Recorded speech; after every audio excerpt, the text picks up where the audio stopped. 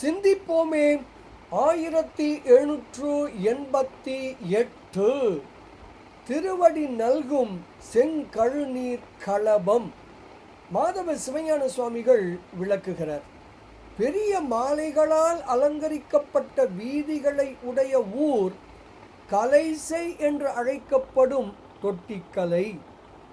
10 அந்தாதி எனும் இந்த மாலையை சிவபெருமான் திருவடியில் சேர்க்க உதவி செய்ய வல்லவர் யார் தெரியுமா?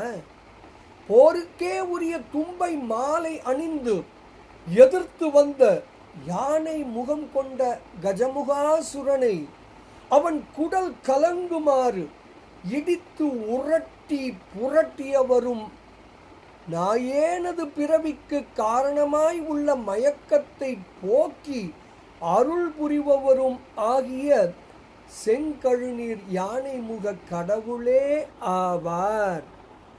இப்படியாக பெருமான் திருவடி சேர விநாயகரை தொழ வேண்டும் என்று விளக்குகிறார் ஸ்ரீ மாதவ சிவஞான சுவாமிகள். பாடலை காணலாமே. பரு மாலை நிறை வீதி திரு தொட்டிக்கலை 10 அந்தாதி திருமாலை எமை ஆளும் சிவபெருமான் திருவடியில் சேர்க்க நல்கும் போரும் மாலை கயமுகனை குடற்குழம்ப துகைத்து உருட்டி புரட்டி நாயேன் கரு மாலை துறந்து அருள எழுந்து அருளும் செங்கழுநீர் களபம் தானே. எழுந்து அருளும் செங்கழுநீர் களபம் தானே என்று கலைசை 10 அந்தாதியின் காப்பு செய்யுள் அழகாக விளக்குகிறது.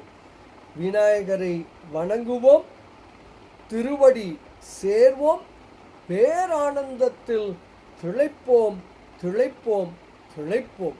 இனிய வணக்கம். சிவாய நம.